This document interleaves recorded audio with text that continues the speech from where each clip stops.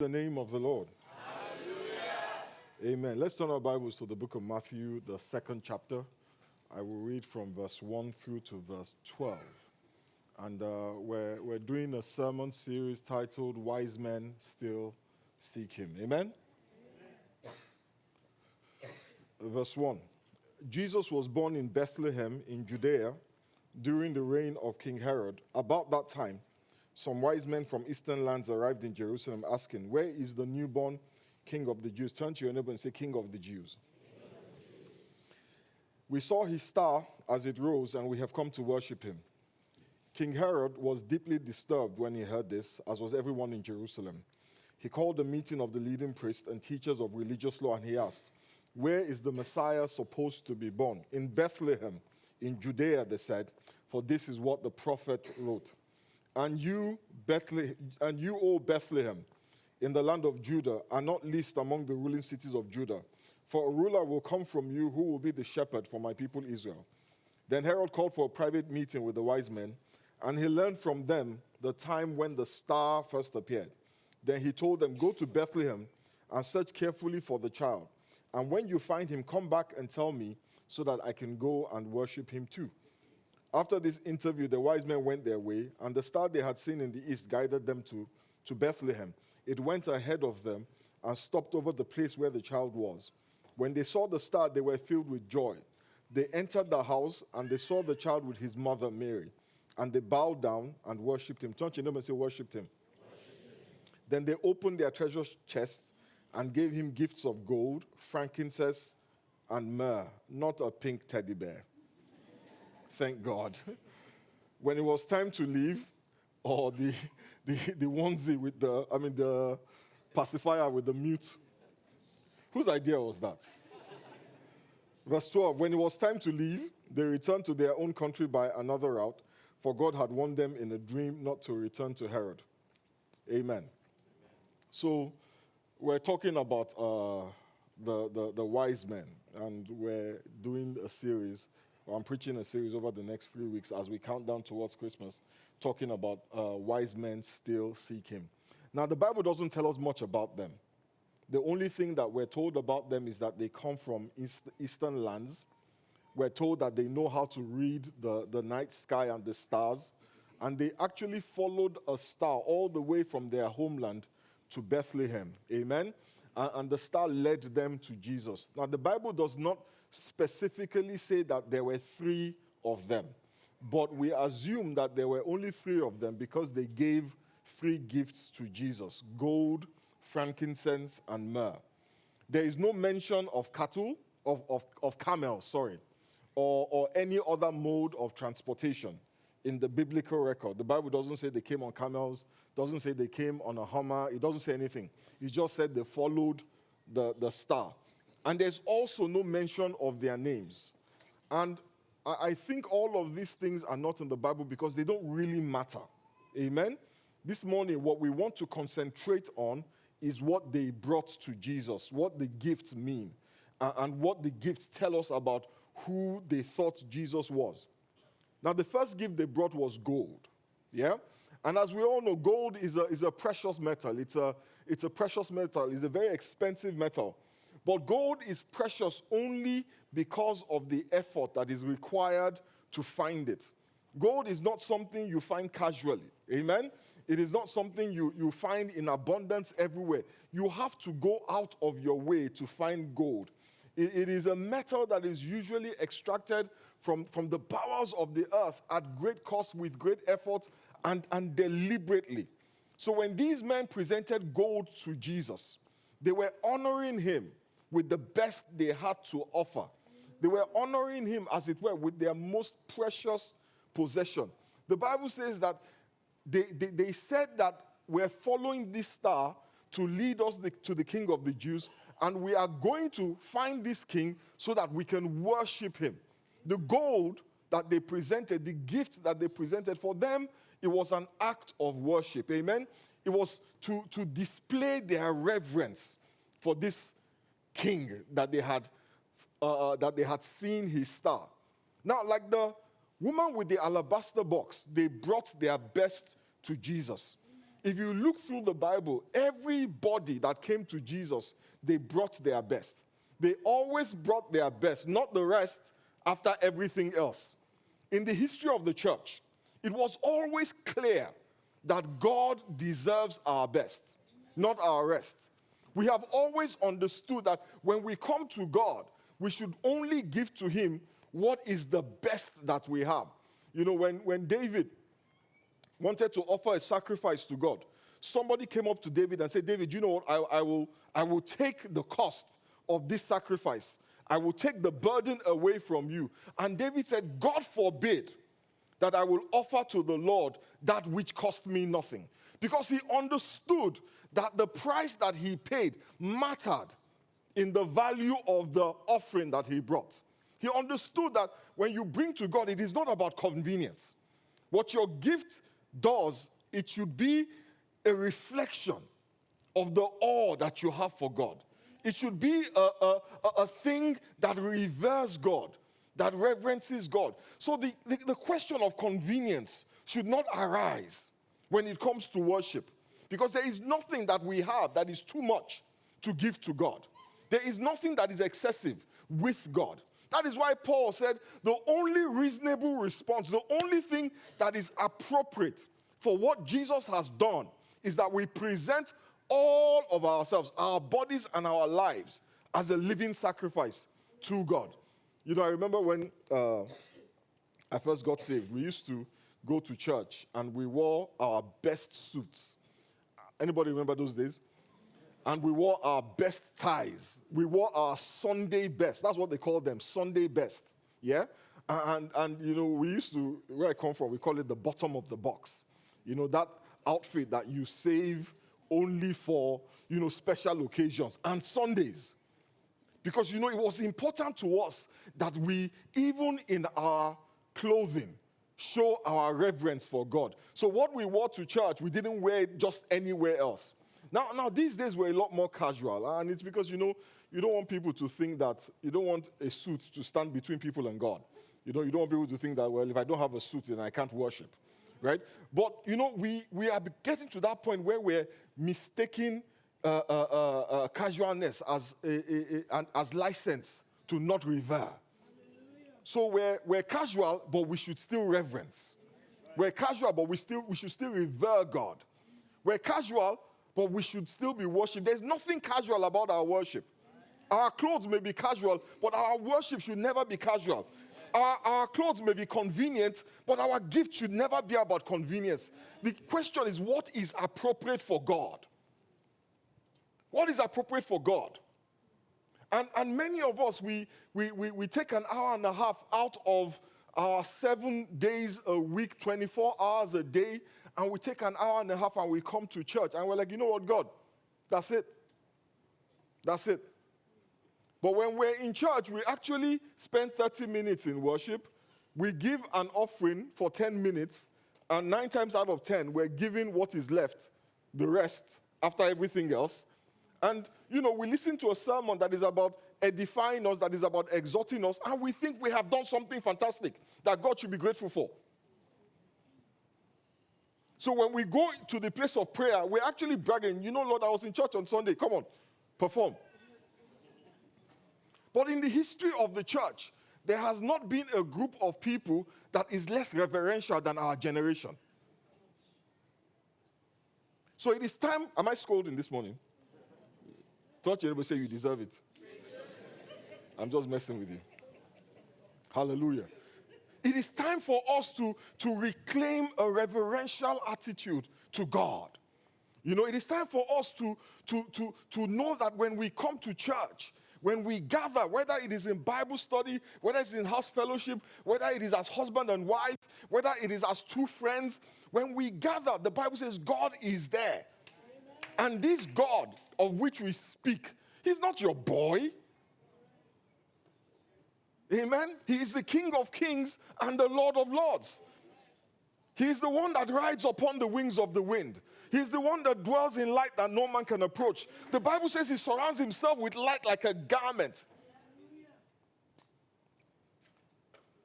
Amen? Turn to your neighbor and say, God deserves your best. Tell your neighbor, only your best is worthy.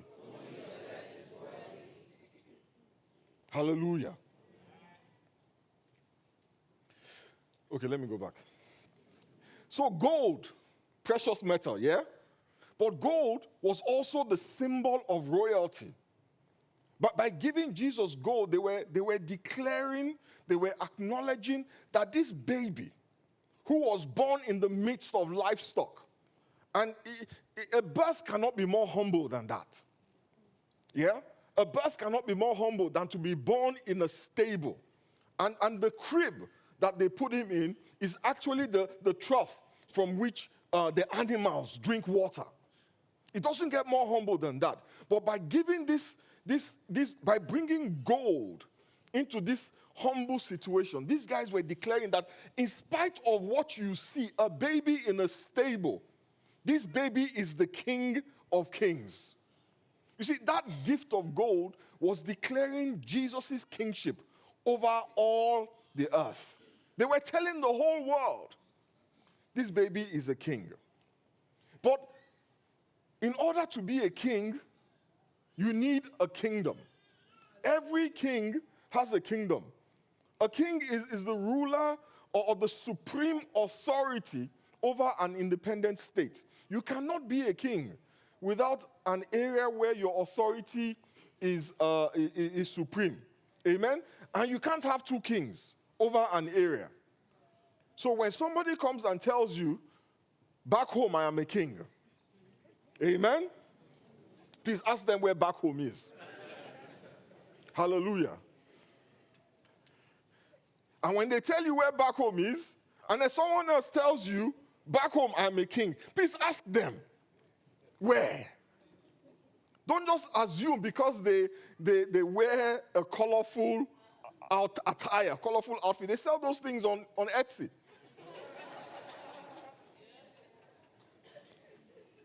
Hallelujah. You know, I know when we hear of kings these days, we think of the kings and the queens. We think of the royalty that we know, yeah?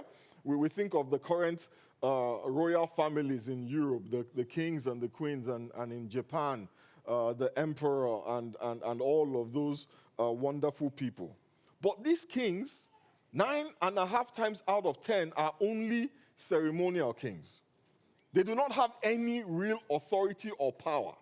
They do not control the government. In fact, they are not allowed by the laws that govern their states to control the government.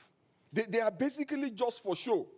In England, the Queen is only a rubber stamp for what the government that the people choose has decided.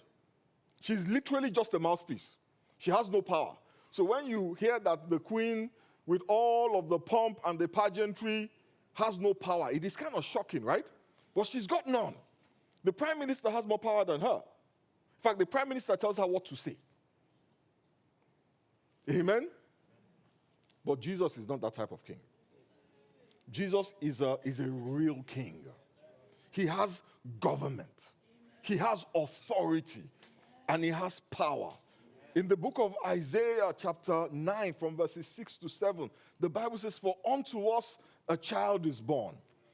Unto us a son is given. And the government shall be upon his shoulder. And his name shall be called Wonderful, Counselor, the Mighty God, the Everlasting Father, the Prince of Peace. And of the increase of his government and peace there shall be no end. Upon the throne of David and upon his kingdom, to order it, to establish it with judgment and with justice from henceforth even forever. The zeal of the Lord of hosts will perform this." When they gave that baby a gift of gold, it meant something. It said, this is how we see this baby. This is our perspective of this baby. They were proclaiming that this baby is a king, but they were also proclaiming the arrival, the establishment, the advent of his kingdom. Amen? Jesus Christ had a kingdom. It is not a geographical entity like England or Japan. It covers the spiritual realm, but also extends into the physical. And in his kingdom, all authority and all power derive from his name. That is why the Bible says in Philippians chapter 2, verse 9, therefore God exalted him to the highest place and gave him the name. Touch him and say the name. Gave him the name that is above every name, that at the name of Jesus, every knee should bow in heaven and on earth and under the earth, and every tongue acknowledge that Jesus Christ is Lord, to the glory of God the Father. Everything submits to that name. Every knee must bow. Everything must acknowledge his lordship. Every tongue must acknowledge that he is the King of kings and the Lord of lords. But not just everything, but every being. The Bible says in heaven, on the earth, and even those that are under the earth, they submit to his name. There is nothing that is exempt from submitting to his name. There is nowhere you can hide from his authority. There's nowhere that is carved out and, in this place they don't submit to him. That is why the Bible made a point of telling us in heaven, on earth, and even under the earth. Anything that has a name, anything that can be named, must submit to his lordship. The Bible tells us he has authority over everything. And Jesus himself declared it in Matthew 28, verse 18. The Bible says, then Jesus came to them and said, all authority in heaven and on earth has been given to me. That means that when he speaks, everything, touch him and say everything. Everything must obey. Even the kingdom of darkness must obey. There is nothing exempt from that authority. He has authority over the elements, over nature. In Luke chapter 8, verse 22, the Bible says, one day Jesus and his disciples got into a boat, and he said, let's cross the lake. And they started out. And while they were sailing across, he went to sleep. Suddenly, a storm struck the lake, and the boat started sinking. They were in danger. So they went to Jesus. Jesus was in the boat with them. As God is with us, the Bible says his name is Emmanuel, God with you. But when the storms came, the Bible says they went to Jesus. They left where they were. They went in search of him. And the Bible says Jesus spoke to the storm. He commanded the storm. Amen? He ordered the wind and the waves to stop. And they obeyed. That word ordered speaks of authority. He didn't negotiate with the storm. He didn't say to the storm, well, you know what, if you don't mind, perchance. He ordered it because he had authority over it. But you see, the disciples had to go to him. Touch your neighbor and say, you have to go to him. Even though he was with them, the Bible says they went to Jesus. He has authority over demons. In Luke chapter 8, that same chapter, in verse 28, the Bible says when he saw Jesus, he cried out and he fell at his feet, shouting at the top of his voice, what do you want with me, Jesus, Son of the Most High God? I beg you, don't torture me. For Jesus had commanded, don't you ever say commanded? He had commanded the impure spirit to come out of the man. He didn't plead. Please now, please. He commanded the impure spirit to come out of the man. Many times it had seized him. And though he was chained hand and foot and kept under guard, he had broken his chains and had been driven by the demon into solitary places. Think about this poor man's life. He was, the Bible says, bound hand and foot. He was kept in chains because of the demons. And when the demons broke the chains, they drove him away from his family, away from his loved ones, away from his friends and his comfort zones. They drove him into solitary places. In verse 30, the Bible says, Jesus asked him, what is your name? Legion, he replied, because many demons had gone into him. And they begged Jesus repeatedly not to order them to go into the abyss. A large herd of pigs was feeding there on the hillside. The demons begged Jesus to let them go into the pigs, and he gave them permission. When the demons came out of the man, they went into the pigs, and the herd rushed down the steep bank into the lake and was drowned. Jesus Christ has authority even over sickness and disease. In Luke chapter 4, verse 38, the Bible says Jesus left the synagogue and he went to Simon's home. When Jesus got there, he was told that Simon's mother-in-law was sick with a high fever. So Jesus went over to her and ordered the fever to go away. Right then, she was able to get up and serve them a meal. He ordered the fever. That's power. That's authority. And for me, the most powerful is that he has authority to forgive sins. In Mark chapter 2, let me read the story to you really quick. Mark chapter 2, verse 5. The Bible says, seeing their faith, Jesus said to the paralyzed man, "My child, your sins are forgiven." But some of the teachers of religious law who were sitting there thought to themselves, "What is he saying? This is blasphemy. Only God can forgive sins." But Jesus knew immediately what they were thinking. So he asked them, "Why do you question this in your hearts? Is it easier to say to the paralyzed man, 'Your sins are forgiven,' or 'Stand up, pick up your mat, and walk'? So I will prove to you that the Son of Man has the authority on earth to forgive sins." Jesus turned to the paralyzed man and said, "Stand up, pick up your mat, go home." You know, these people were used to a system where you had to make atonement for your sins. They were used to a system where you had to work hard to prove to God, that you were sorry about what you have done. And when you prove to God that you are sorry, then God will forgive you for your sins. When there's this thing they used to, I don't know if we've heard about this thing people used to do called dust and ashes. When people do something bad, they would wear sackcloth, which is very cheap clothing, very uncomfortable, and they would cover themselves with dust and with ashes. And what they were doing was trying to show God how sad they were about what they had done. And if they were able to do it well enough, then God would look at them and would forgive them. So Jesus Christ comes and sees a man, doesn't demand anything of the man. All he asks of the man is that the man believe. And he says to the man that your sins are forgiven. And in order to demonstrate that he has the authority, he healed the man of paralysis. You know, sometimes sin causes paralysis. Guilt causes paralysis. We stay in the same place because we are afraid. We don't go to God because we are afraid.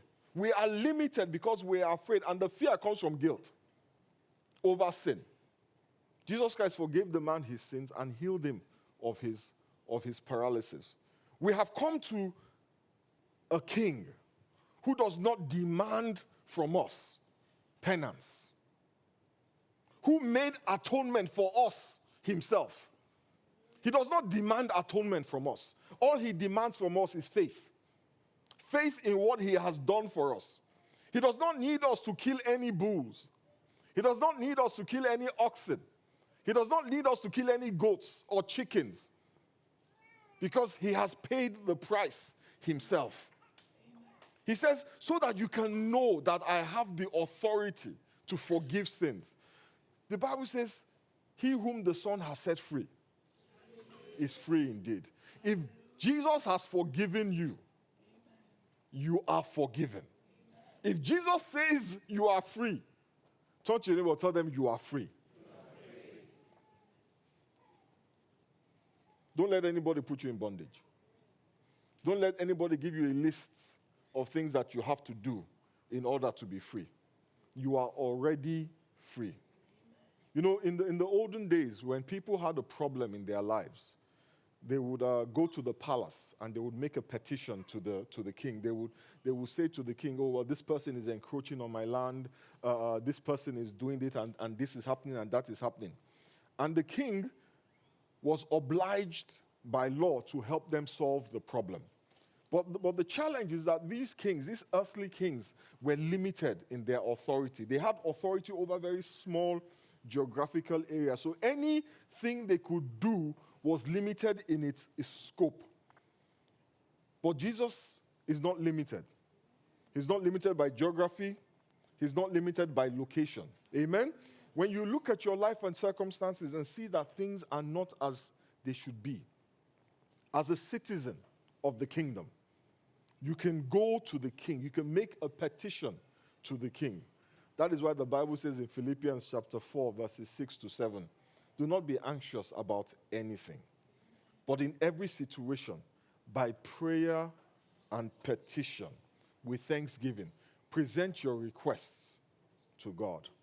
And the peace of God, which transcends all understanding, will guard your hearts and your minds in Christ Jesus.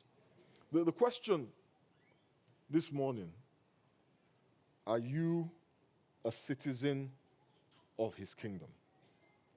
Are you a citizen of his kingdom? Because only those who are citizens of his kingdom benefit from his authority and his power. Because it is only over them that he has jurisdiction. Are you a citizen of the kingdom? And the beautiful thing about being a citizen of the kingdom is that all you need to do is accept his sacrifice.